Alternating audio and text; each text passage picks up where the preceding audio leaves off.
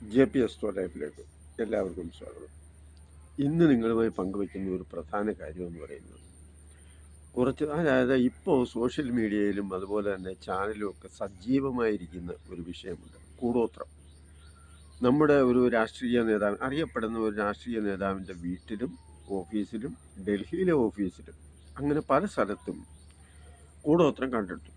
ഇത് ഏതോ ഒരു പ്രമുഖ കക്ഷി ആയിട്ട് സംസാരിക്കുകയും അദ്ദേഹം ഇന്നതുപോലെ സാധനം ഉണ്ടെന്ന് പറയുകയും അതിൻ്റെ അടിസ്ഥാനത്തിൽ ഇത് കണ്ടെത്തുകയുമായിരുന്നു എന്നാണ് നമുക്ക് ലഭിക്കുന്ന വിവരം. അപ്പം അതെങ്ങനെയും ആയിക്കോട്ടെ, കിട്ടിയതെങ്ങനെ, കണ്ടെത്തിയതെങ്ങനെ എന്നുള്ളതല്ല നമ്മുടെ വിഷയം. നമ്മുടെ വിഷയം ഈ കൂടോത്രം എന്ന് പറയുന്ന ആ പ്രയോഗം അല്ലെങ്കിൽ ആ ഒരു സാധനം എന്തുമായിക്കോട്ടെ, അത് ഒരാളിൻ്റെ ജീവിതത്തെ നശിപ്പിക്കുമോ അല്ലെങ്കിൽ ഇല്ലാതാക്കുമോ എന്നുള്ളതിനെ സംബന്ധിച്ചാണ് നമ്മൾ ഈ വിഷയം അതിൻ്റെ ശരി തെറ്റുകളിലേക്ക് ഒന്നിറങ്ങുമ്പോൾ എൻ്റെ അനുഭവം ഞാൻ ആദ്യം നിങ്ങളുമായിട്ട് പങ്കുവയ്ക്കാം, പിന്നെ അതിനെ സംബന്ധിച്ച് കൂടുതൽ കാര്യങ്ങൾ പറയാം. ഏതാണ്ടൊരു 25 വയസ്സിന് മുമ്പ്, കൃത്യമായ വർഷമൊന്നും എനിക്ക് ഓർമ്മയില്ല, അതായത് ചെറുപ്പത്തിൻ്റെ ആ നല്ല പ്രായത്തിൽ എൻ്റെ വീട്ടിൽ വളരെ ഒരു അടുത്ത എൻ്റെ ഒരു സുഹൃത്തുണ്ട്. അപ്പോൾ മിക്കവാറും എൻ്റെ വീട്ടിൽ വരും, ഞാൻ അവരുടെ വീട്ടിൽ പോകും. ഞങ്ങൾ രണ്ടുപേരും ആ വീട്ടിലും എൻ്റെ വീട്ടിലും അന്തി ഉറങ്ങുന്ന അത്ര ക്ലോസ് ആയിട്ടുള്ള ഒരു ഫ്രണ്ട്ഷിപ്പാണ്. ആ പേര് ബാബു.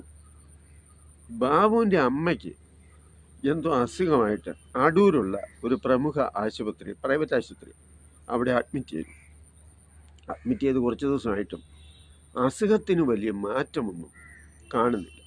അപ്പോൾ ഡോക്ടർമാരോ നഴ്സുമാരോ ആരോ പറഞ്ഞതനുസരിച്ച് ഈ ബാബു, അതായത് എൻ്റെ കൂട്ടുകാരൻ, എൻ്റെ അടുത്ത് ഒന്ന് പറഞ്ഞു, ഇതുപോലെ അമ്മയുടെ അടുത്ത് ആരോ പറഞ്ഞു ഇതെന്തോ വലിയ കൂടോത്രമാണ്, അതുകൊണ്ടാണ് ഈ അസുഖം എന്താണെന്ന് കണ്ടുപിടിക്കാൻ പറ്റാത്തതും അല്ലെങ്കിൽ ഈ അസുഖം മാറാത്തതും, അതുകൊണ്ട് പെട്ടെന്ന് തന്നെ ഇതിനെന്തെങ്കിലും പരിഹാരം ചെയ്യണം, അതിന് ആരെയെങ്കിലും സമീപിക്കണം എന്നാണ് പറഞ്ഞത്. അപ്പം ഈ ബാബു ഒറ്റ മോനാണ്.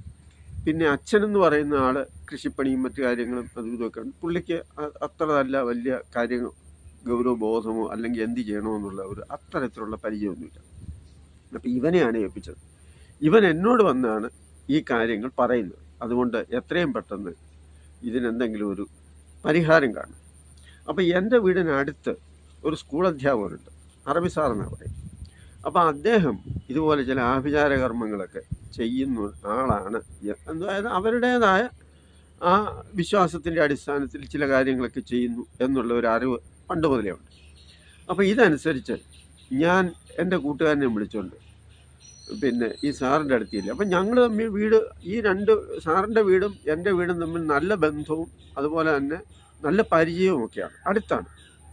അപ്പം ഞാൻ ചെന്ന് സാറിനോട് ഈ കാര്യം പറയും, ഇതുപോലെ ഇവൻ്റെ അമ്മ ആശുപത്രിയിലാണെന്നും കുറച്ച് ദിവസമായിട്ട് സുഖമില്ലാതിരിക്കുകയാണെന്നും ഇതുപോലുള്ള കാര്യങ്ങളൊക്കെ പറഞ്ഞപ്പോൾ സാറ് പറഞ്ഞു, ഒരു കാര്യം ചെയ്യും, 2 കോഴിമുട്ട വാങ്ങിച്ചുകൊണ്ട് വരാം. അങ്ങനെ ഞങ്ങൾ 2 കോഴിമുട്ട വാങ്ങിച്ച് അവിടെ ചെന്നു. അപ്പോൾ ഏതാണ്ടൊരു 5 മണിയായി കഴിഞ്ഞു, 5:30 സമയം. അപ്പോൾ അവൻ വരാന്തയിൽ ഇരുന്നു, എന്നോട് പറഞ്ഞു നീ അകത്ത് കയറി ഇരുന്നു പറയാൻ. അപ്പം ഞാൻ അകത്തേക്ക് കയറി അവിടെ ഇരുന്ന് ഒരു വീക്കിലെടുത്ത് വായിച്ചുകൊണ്ടിരുന്നപ്പോൾ സാറിൻ്റെ മുറിയിലേക്ക് അങ്ങ് കയറി. സാറ് പക്ഷേ സാധാരണഗതിയിൽ കതവടച്ച് ഇടുന്നതാണ്, എന്തോ കതവ് അടയ്ക്കാതെ ഞാനതുകൊണ്ട് അങ്ങ് അകത്തേക്ക് കയറിയപ്പോൾ ആ മുറി തന്നെ കണ്ടപ്പോൾ എനിക്ക് ആദ്യം ഒരു ഭയം തോന്നി. കാരണം ഒരുമാതിരി പിങ്ക് കളറൊക്കെ അടിച്ചു വെച്ച ഒരു മുറി, പിന്നെ ഈ ചുമന്ന ചെറിയ ലൈറ്റുകളൊക്കെ ഒരു 3-4 അവിടെ ഇവിടെയൊക്കെ ഫിറ്റ് ചെയ്ത് വെച്ചിട്ടുണ്ട്. അപ്പോൾ നമ്മൾ അതിനകത്തേക്ക് കയറി കഴിയുമ്പോൾ തന്നെ ആ വെളിച്ചമൊക്കെ കാണുമ്പോൾ തന്നെ എന്തോ ഒരു വല്ലായ്മ, ഒരു സുഖമില്ലാത്ത അവസ്ഥ അനുഭവപ്പെടുന്ന ഒരു സാഹചര്യം ഉണ്ടായി. ഞാൻ അവിടെ ഇരുന്നു. അപ്പോൾ എൻ്റെ മുന്നിൽ വെച്ച് തന്നെ സാർ ഈ കോഴിമുട്ട എടുത്തു. പിന്നെ ആ സാറിൻ്റെ മതപരമായ രീതിയിൽ എന്തൊക്കെയോ കുറേ കാര്യങ്ങളൊക്കെ ചൊല്ലുകയും ഒക്കെ ചെയ്തതിന് ശേഷം പേന എടുത്തിട്ട് അതിൽ എന്തൊക്കെയോ എഴുതുകയോ വരയ്ക്കുകയോ ഒക്കെ ചെയ്തിട്ട് ഒരു കടലാസിൽ ഇത് രണ്ടും പൊതിഞ്ഞിങ്ങി തന്നിട്ട് പറഞ്ഞു, പിന്നെ ആദ്യം തലയ്ക്ക് ഒഴിഞ്ഞ് ഈ മുട്ട ഒരെണ്ണം മാറ്റണം, രണ്ടാമത്തേത് ശരീരം മുഴുവൻ കട്ടിലിന് ചുറ്റുമായിട്ട്, കട്ടിലാണല്ലോ കിടക്കുന്നു, ചുറ്റുമായിട്ട് ഒഴിഞ്ഞ് അതിന് എന്തോ ഒരു കണക്കുണ്ടായിരുന്നു. പിന്നെ എത്ര പ്രാവശ്യമൊന്നും എന്തോ അതൊന്നും ഞാനിപ്പോൾ ഓർക്കുന്നില്ല. എന്നിട്ട് ഈ സാധനം എടുത്ത് മാറ്റി ശേഷം, അതായത് ഉഴിഞ്ഞെടുത്തതിന് ശേഷം ഇത് കൈ വെച്ച് സംസാരിക്കുകയോ അല്ലെ വേറെ ഒന്നും ചെയ്യാതെ ഏതെങ്കിലും ബാഗിലോ സഞ്ചിയിലോ അല്ലെ ഇട്ട് പെട്ടെന്ന് തന്നെ പിന്നെ ഇത് കത്തിച്ച് കളയണം. അതാണ് നല്ലതുപോലെ തീ കൂട്ടി ഇത് കത്തിച്ച് കളയണം എന്നുള്ളതാണ് പറഞ്ഞത്. അപ്പം ഞങ്ങൾ അതനുസരിച്ച് ഈ 2 കോഴിമുട്ടയും വാങ്ങിക്കുന്നു, നേരെ ആശുപത്രിയിൽ പോകുന്നു. ഈ പറഞ്ഞതുപോലെ ഒരെണ്ണം തലയ്ക്ക് ചുറ്റിനും ഒഴിയുന്നു, ഒരെണ്ണം കട്ടിലിന് ചുറ്റും, അതായത് ബോഡി ഫുള്ളായിട്ട് വരുന്ന രീതിയിൽ പറഞ്ഞതുപോലെയൊക്കെ അവൻ ചെയ്യുന്നു. ചെയ്ത് കഴിഞ്ഞിട്ട് ഒരു കടലാസിൽ പിന്നെ പൊതിയുന്നു, ഒരു സഞ്ചിക്കകത്താക്കുന്നു. പെട്ടെന്ന് തന്നെ ഞങ്ങൾ വീട്ടിലേക്ക് വരുന്നു. വീട്ടിലേക്ക് വരുന്ന വഴിക്ക് ഞാൻ ഇവനോട് പറഞ്ഞു, എടാ നല്ല 2 കോഴിമുട്ടയാണ്, ഇത് നമുക്ക് കളയണ്ട, ഓംലെറ്റ് അടിച്ച് കഴിക്കാം. അപ്പോൾ ഇവന് പെട്ടെന്നൊരു ഭീതി. അപ്പോൾ എനിക്കാണെങ്കിൽ ഒരു 20, 22, 23 വയസ്സ് പ്രായമേ ഉള്ളൂ. അപ്പോൾ ആ സമയത്തെ ഉള്ള ഒരു കാര്യം എന്താണെന്ന് ചോദിച്ചാൽ, അന്ന് ഈ യുക്തിവാദമൊക്കെ ഇച്ചിരി കൊടുമ്പിരി കൊള്ളുന്ന ഒരു കാലഘട്ടമാണ് എന്ന് പറയുമ്പോൾ അതിന് കുറേ പ്രചാരങ്ങളൊക്കെ വരുന്ന ഒരു ഘട്ടമാണ്. ഞാൻ അതിനോട് എനിക്കൊരു മമതയും ഒരു ഇഷ്ടവുമൊക്കെ തോന്നുകയും, അപ്പോൾ ഇവരുടെ ചില ലേഖനങ്ങളും അതുപോലെ പിന്നെ ചില പ്രസ്താവനകൾ, പ്രസംഗങ്ങൾ, ഇതൊക്കെ അന്നത്തെ കാലത്ത് ഇതൊക്കെ കേട്ടപ്പോൾ എനിക്കൊരു ആവേശമൊക്കെ തോന്നി. അപ്പോൾ അതിൻ്റെ അടിസ്ഥാനത്തിലാണ് ഞാൻ പറഞ്ഞു, ഈ 2 കോഴിമുട്ട നമ്മൾ കാശ് കൊടുത്തു വെച്ചാലേ, അതുകൊണ്ട് ഇത് വെറുതെ കളയണ്ട എന്ന് പറഞ്ഞ് രാത്രിയിൽ ഞങ്ങൾ വന്നു, എൻ്റെ വീട്ടിൽ വന്നു. എൻ്റെ വീട്ടിൽ വന്നപ്പോൾ എൻ്റെ അമ്മയുണ്ട്. അമ്മയ്ക്ക് അത്ര നല്ല ആരോഗ്യസ്ഥിതി ഒന്നും ഇല്ലാത്തതുകൊണ്ട് അമ്മ കിടന്നു. അപ്പോൾ കൂടെ ആരാന്ന് ചോദിച്ചു, എൻ്റെ കൂട്ടുകാരനാണെന്ന് പറഞ്ഞു. അന്ന് അത്താഴം വിളമ്പി കഴിച്ചോളാൻ പറഞ്ഞു. ഞങ്ങൾ 2 പേരും കൂടെ അത്താഴം വിളമ്പുന്നതിന് മുമ്പായിട്ട് ഞാൻ ഈ 2 കോഴിമുട്ടയും ഓംലെറ്റ് അടിച്ചു. ഓംലെറ്റ് അടിച്ചെന്ന് പറഞ്ഞാൽ തേങ്ങയും പിന്നെ പച്ചമുളകൊക്കെ തിരുമ്മിയിട്ട് ഓംലെറ്റ് അടിച്ച് ഞാനിത് ഞാൻ എന്നിട്ട് അവനോട് ഞാൻ വേണമെന്ന് ചോദിച്ചപ്പോൾ ഇവനൊരു ഭയം, എൻ്റെ കൂട്ടുകാരനാണെങ്കിലും ഒരു ഭയം എന്ന് പറഞ്ഞാൽ എന്നെക്കാളൊരു 3-4 വയസ്സിന് എളുപ്പമുണ്ട്, പ്രായക്കുറവുണ്ട്. അപ്പോൾ ഇയാൾക്കൊരു ഭയം. അപ്പം അങ്ങനെ ഒരെണ്ണം ഞാൻ കഴിച്ചു കഴിഞ്ഞപ്പോൾ പിന്നെ ഇവൻ പറഞ്ഞു, എനിക്കൂടെ വേണം, എന്തെങ്കിലും സംഭവിക്കുന്നെങ്കിൽ നമുക്ക് 2 പേർക്കും സംഭവിക്കട്ടെ എന്ന് പറഞ്ഞിട്ട് ഇവനും കുറച്ച് കഴിക്കുന്നു, ഞങ്ങളും കുറച്ച് കഴിക്കുന്നു. എന്നിട്ട് ഈ കോഴിമുട്ടയുടെ തോട് ഇത് കൊണ്ടുപോയി ആരും കാണാതെ ഒരു വാഴയുടെ ചവിട്ടി ഞാൻ കൊണ്ടുപോയി രാത്രി തന്നെ വെക്കുന്നു. പിറ്റേ ദിവസം രാവിലെ ഇത് അമ്മ കണ്ടെത്തുന്നു എന്ന് പറഞ്ഞാൽ ഈ കോഴിമുട്ടയുടെ തോട്. പക്ഷേ അമ്മയ്ക്ക് കോഴിമുട്ടയുടെ തോട് കണ്ടതിനകത്തെ വിഷയമല്ല, വീട്ടിൽ കോഴിയുണ്ട്. പക്ഷേ അതിനകത്തിൽ ചില അടയാളങ്ങളും അതും ഇതുമൊക്കെ കണ്ടപ്പോൾ അമ്മയ്ക്ക് ഉടനെ വന്ന് എന്നോട് ചോദിച്ചു, ആ വാഴച്ചവിട്ടിൽ, അമ്മയ്ക്ക് അത് തൊടാനും ഒക്കെ ഒരു പേടി, ആ വാഴച്ചവിട്ടിലിരിക്കുന്ന സാധനം നിങ്ങൾ കണ്ടോ, ഇതെവിടുന്ന്? അപ്പം ഞാൻ നടന്ന കാര്യം ഞാനങ്ങ് പറഞ്ഞു, ഇന്നതുപോലൊരു സംഭവം ഉണ്ടെന്നും അങ്ങനെ ആശുപത്രിയിൽ നിന്ന് വന്നതാണെന്നും അത് കളയണ്ടെന്ന് വിചാരിച്ച് ഓംലെറ്റ് അടിച്ച് ഞാനങ്ങ് കഴിച്ചു. പക്ഷേ അമ്മയ്ക്ക് അത് കേട്ടപ്പോൾ ഒരു ഭയങ്കര ഭീതിയും ഭയമൊക്കെ. എന്നിട്ട് നീ ആവശ്യമില്ലാത്ത പണിയാണ് കാണിച്ചത്, എന്ത് സംഭവിക്കുമെന്ന് നിനക്കറിയാവോ, അങ്ങനെയാണ് ഇങ്ങനെയാണെന്നൊക്കെ പറഞ്ഞ് അമ്മയ്ക്കൊരു വലിയൊരു പേടിയും ഭയമൊക്കെ. ഇത് കേട്ട് അവനും രാവിലെയാണല്ലോ എൻ്റെ കൂടെ കിടന്നുറങ്ങിയിട്ട് രാവിലെ പോകുന്നതിന് മുമ്പാണ് ഞങ്ങളൊരു കുറേ പുല്ലുന്നതിന് ശേഷമായിരുന്നു നിൽക്കുന്നത്. അപ്പോൾ ചായയൊക്കെ ഇട്ടുകൊണ്ട് വന്ന് നമ്മൾ വിളിക്കുമ്പോഴാണ് ഇങ്ങനെ സംസാരിക്കുന്നത്. അപ്പോൾ അവന് ഒരു പേടിയൊക്കെ തോന്നി. ഞാൻ ഈ പറഞ്ഞു വന്നത്, ഞങ്ങൾക്കൊന്നും സംഭവിച്ചില്ല എന്നുള്ള, ഈ പറഞ്ഞു വന്നത് എന്താണെന്ന് ചോദിച്ചാൽ, നമുക്ക് ഇത്തരം ഒരു അനുഭവം ഉണ്ടാകും, അതായത് നമ്മുടെ വീട്ടിലോ പരിസരത്തോ ഇത്തരത്തിൽ എന്തെങ്കിലും കാണുന്നു എന്ന് വിചാരിക്കുക. കാണുമ്പോൾ നമ്മുടെ മൈൻഡിൽ, അതായത് ഇതൊരു മാനസികാവസ്ഥയാണ്, സൈക്കോളജിക്കലായിട്ട് ഇത്തരം സാഹചര്യങ്ങൾ കാണുക, അല്ലെങ്കിൽ ഇത്തരം സാധനങ്ങൾ കാണുക, ഇത്തരം വർത്തമാനങ്ങൾ കേൾക്കുമ്പോൾ ഒരാളിൻ്റെ തലച്ചോറിൽ എന്താണോ അനുഭവപ്പെടുന്നത്, മനസ്സിലെന്താണോ ഉള്ളത്, അതനുസരിച്ച് അത് തീർച്ചയായും പ്രതിഫലിക്കും എന്നുള്ളതാണ്. ഇപ്പം ഇത്തരം ഒരു സാധനം കണ്ടു, ഈ അമ്മ ഇത് പറയുന്നത് കേട്ട് എൻ്റെ മനസ്സ് അങ്ങ് ഭയന്ന് എന്ത് സംഭവിക്കും എന്നുള്ള ഒരു ചിന്ത എനിക്കുണ്ടായിരുന്നു എങ്കിൽ സ്വാഭാവികമായിട്ടും അതിൻ്റെ പ്രതിഫലനം എന്നിൽ ഉണ്ടാകുമായിരുന്നു. അതാണ് അതിൻ്റെ സൈക്കോളജി. അന്നങ്ങനെ സംഭവിക്കാതിരുന്നത് എന്തുകൊണ്ടാണെന്ന് ചോദിച്ചാൽ, ഇതിനെ ശക്തമായി എതിർക്കുന്ന ഒരു ചിന്താഗതി അന്ന് വളരെ ശക്തമായിട്ട് നിലനിന്ന ഒരു സാഹചര്യം അന്നുണ്ടായിരുന്നു എന്നുള്ളതാണ്. അപ്പം ഞാൻ പറഞ്ഞത്, നമ്മൾ ഏതെങ്കിലും ഒരു കാര്യങ്ങൾ കാണുകയോ കേൾക്കുകയോ ചെയ്യുമ്പോൾ നമ്മുടെ മനസ്സിൽ അത് എങ്ങനെ അത് തോന്നുന്നു എന്നുള്ളതാണ്. ഇപ്പോൾ നിങ്ങളുടെ വീട്ടിൽ രാവിലെ ഒരു സാധനം കൊണ്ടുവന്ന് വയ്ക്കുന്നു, അത് വേറൊരു സംഭവം ഞാൻ പറയാം. എൻ്റെ വീടിൻ്റെ അടുത്തൊരു കൊച്ചു ജംഗ്ഷനാണ്. ഈ ജംഗ്ഷനിൽ ഏപ്രിൽ ഫൂൾ, പണ്ട് ഏപ്രിൽ മാസം 1-ാം തീയതി ദിവസം പല തോന്നിവാസങ്ങളും അന്നത്തെ പിന്നെ വികൃതി കുട്ടികൾ ചെയ്യുമായിരുന്നു. പ്രായമുള്ളവരും ചെയ്യും. പിന്നെ ചായക്കടയുടെ ഹോട്ടലിൻ്റെയും ബോർഡെടുത്ത് ഷാപ്പിൽ കൊണ്ടുവെക്കും, ഷാപ്പിൻ്റെ ബോർഡെടുത്ത് അങ്ങനെയൊക്കെ ചില വികൃതികളൊക്കെ രാത്രിയിൽ സിനിമയൊക്കെ കഴിഞ്ഞ് വരുന്നവരൊക്കെ അന്നത്തെ കാലത്ത് ചെയ്യുകയും അതുപോലെ വലിയ സ്റ്റണ്ടൊക്കെ ഇറക്കിയൊക്കെ ചെയ്യുമായിരുന്നു. അറിയാൻ പാടില്ലാത്തവരും പാവപ്പെട്ടവരെയൊക്കെ ഓരോന്ന് പറഞ്ഞ് വരട്ടുന്ന ഒരു സംഭവം. അങ്ങനെ ഒരു ദിവസം ഒരു ജുവലറി എന്ന് പറയുമ്പോൾ സാധാരണഗതിയിൽ സ്വർണ്ണപ്പണിയും അത്യാവശ്യം വെള്ളിയും സ്വർണവും ഒക്കെ കൊടുക്കും എന്നുള്ള ചെറിയ വളയോ അങ്ങനെയൊക്കെയുള്ള കുഞ്ഞുങ്ങളുടെയൊക്കെ അത്തരം സാധനം.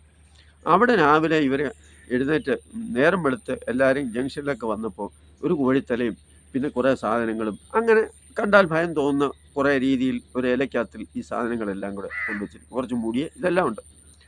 അപ്പോൾ പെട്ടെന്ന് ഈ വാർത്ത എല്ലാവരുടെയും ആ പരിസരത്ത് ഇങ്ങനെ അറിഞ്ഞും കേട്ട് എല്ലാവരുടെയും അടുത്ത് ചെന്നു. ഞാൻ പറഞ്ഞു, ഞാൻ രാവിലെ തന്നെ ജംഗ്ഷനിൽ വന്നു, ഞാനിത് കാണുകയും ചെയ്തിട്ട് ഞാൻ പ്രത്യേകിച്ച് അഭിപ്രായമൊന്നും ആരോടും ചോദിച്ചതുമില്ല, ഒന്നുമില്ല. ഞാനിത് കണ്ടപ്പോഴേ എനിക്ക് മനസ്സിലായി ഇതാരോ പിള്ളേരൊപ്പിച്ച അല്ലെങ്കിൽ ഈ ഏപ്രിൽ ഫൂളുമായിട്ട് ബന്ധപ്പെട്ട ആരോ ഇവർക്ക് കൊടുത്ത ഒരു പണിയാണ് എന്ന് എനിക്ക് കണ്ടപ്പോഴേ മനസ്സിലായി. സംഭവിച്ചത് എന്താണെന്ന് ചോദിച്ചാൽ അവർ കട തുറക്കാൻ വന്നു, അവർ കട തുറന്നില്ല. ഇത് കണ്ടിട്ട് അവർ പെട്ടെന്ന് പേടിച്ച് പിന്നെ ഇതിന് പരിഹാരം കണ്ടെത്താനായിട്ട് ആരാണ്ടരെ അടുത്ത് ചെല്ലുന്നു.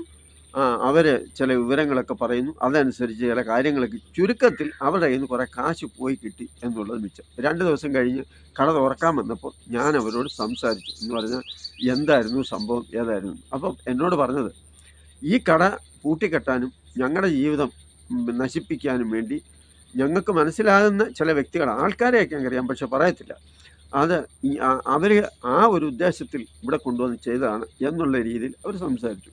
പിന്നീട് ഞാനിങ്ങനെ രഹസ്യമായിട്ട് അന്വേഷിച്ചപ്പം അത് സിനിമ കാണാൻ അവിടെ ഒരു സിനിമാ തിയേറ്ററുണ്ട്, സിനിമ കാണാൻ സെക്കൻഡ് ഷോയ്ക്ക് പോയിട്ട് വന്ന ചില വികൃതി സാധനങ്ങൾ ആരൊക്കെയോ കൂടി ഒപ്പിച്ച പണിയാണ് എന്നുള്ളതും അത് ഏറെക്കുറെയൊക്കെ ഒരു കേട്ടുകേഴ്വിയായിട്ട് മനസ്സിലാവുകയും ചെയ്തു.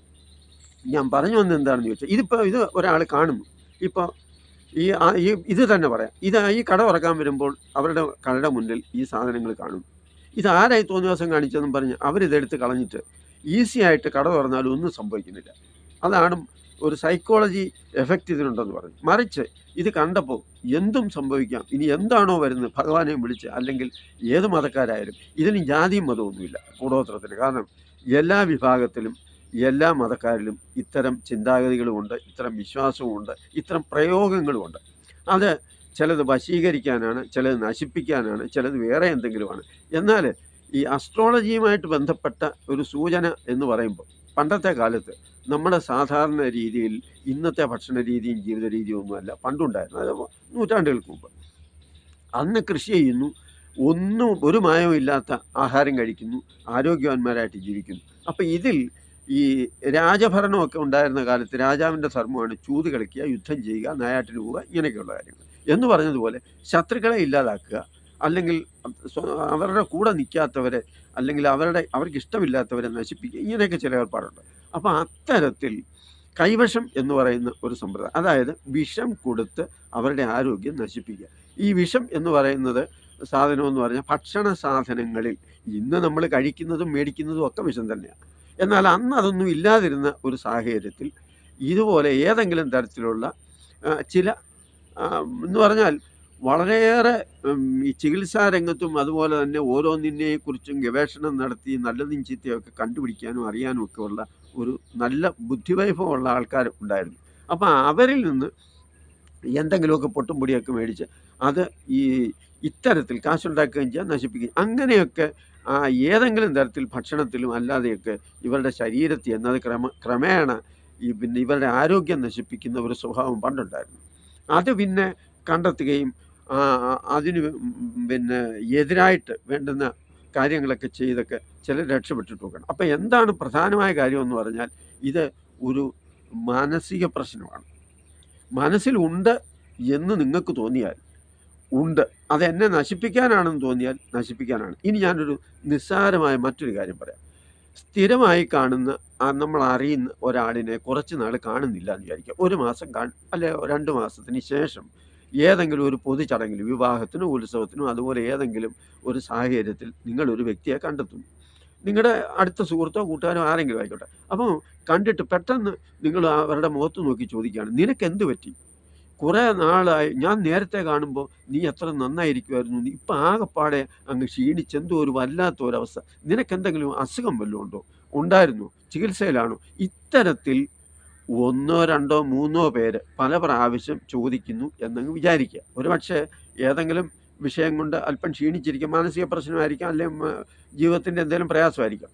അങ്ങനെ സ്ഥിരമായിട്ട് ഒരു 2, 3 സാഹചര്യത്തിൽ 2, 3 പേര് 1, 2 ആഴ്ചക്കിടയിൽ ഇതേ ചോദ്യം ഒരാളോട് ചോദിക്കുന്നു എങ്കിൽ തീർച്ചയായിട്ടും അവർ വന്ന് കണ്ണാടിയിലൊന്ന് നോക്കിയിട്ട് ശരിയാണ്, ഇവർ തന്നെ കണ്ടെത്തും എനിക്ക് ചില കുഴപ്പങ്ങളുണ്ട്, നേരത്തെ ഇരുന്ന പോലെയല്ല, പറഞ്ഞത് ശരിയാണ്, അങ്ങനെയാണ് ഇങ്ങനെ. ചുരുക്കത്തിൽ ഈ ചിന്താഗതി ഇവരുടെ മനസ്സിൽ ഉറക്കുകയും ഇവർ ഒരു രോഗാവസ്ഥയിലേക്ക് മാറാനുള്ള സാധ്യതയും ഉണ്ട് എന്നുള്ളതാണ്. അപ്പം നമ്മൾ എന്താണോ ഇത്തരം സാഹചര്യത്തെ സമീപിക്കുമ്പോൾ നമ്മുടെ തലച്ചോറിലും നമ്മുടെ മനസ്സിലും ഉണ്ടാകുന്ന ആ ഒരു അനുഭവം, അത് ഭയമാണെങ്കിൽ ആ ഭയത്തിൽ നിന്നും രോഗമുണ്ടാകുന്നു. ചിലപ്പം നിങ്ങൾ ചെയ്യുന്നതെല്ലാം തലതിരിഞ്ഞു പോകും. അതിനെല്ലാം തന്നെ എന്തെങ്കിലും ഒന്ന് സംഭവിക്കുമ്പോഴെല്ലാം അതുകൊണ്ടാണ് എന്ന് നിങ്ങൾക്ക് തോന്നുകയും ചെയ്യും. യാദൃച്ഛികമായിട്ട് നമ്മുടെ കയ്യിൽ നിന്ന് ഒരു ഗ്ലാസ് താഴെ വീണ് പൊട്ടിയാലും അതാണ് കാരണം, കാരണം കണ്ടുപിടിക്കുക എന്നുള്ളതായിരിക്കും ഇതിനകത്തെ പ്രധാന വിഷയം. എന്നാൽ ഒന്നുമില്ല എന്ന് പറഞ്ഞ് നമ്മൾ അന്നേരം ഇത് തള്ളിക്കളഞ്ഞ് നമ്മൾ ഫ്രീ ആയിട്ട് പഴയതുപോലെ അതിനെക്കുറിച്ച് ചിന്തിക്കാതിരിക്കാമെങ്കിൽ ഒന്നുമില്ല എന്നുള്ളതാണ്. ഉണ്ടെന്നും പറഞ്ഞ് ആരുടെയെങ്കിലും അടുത്ത് പോയാൽ അതുവഴി കാശുണ്ടാക്കുന്ന ഒരുപാട് വില്ലന്മാരും വിദ്വാൻമാരും ഒക്കെ ഉണ്ട്. അതുകൊണ്ട് തന്നെ അസ്ട്രോളജിയെ സംബന്ധിച്ച് അസ്ട്രോളജി പഠിക്കുന്നവർക്കും അത് ഈ കൂടോത്രവും കൈവശവും ഒന്നും കാര്യമായിട്ട് അതിനകത്തെങ്ങും ഒന്നുമില്ല എന്നുള്ള ഇത് വിശ്വാസ സംബന്ധമായിട്ട് പിന്നെ എല്ലാ മതക്കാരിലും ഇത്തരം ചിന്താഗതിയുണ്ട്, ഇത്തരം പ്രയോഗങ്ങളുണ്ട്, ഇത്തരം അനുഭവങ്ങളുമുണ്ട്.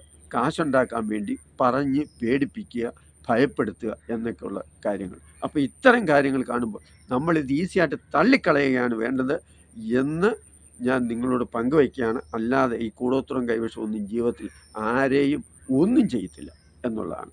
എന്നാൽ നമ്മൾ ഭയന്നാൽ ആ ഭയം നമ്മുടെ ജീവിതത്തെ സാരമായി ബാധിക്കുകയും ചെയ്യും എന്നുള്ള വിവരം നിങ്ങളെ അറിയിച്ചുകൊണ്ട് നിർത്തുന്നു. നന്ദി, നമസ്കാരം.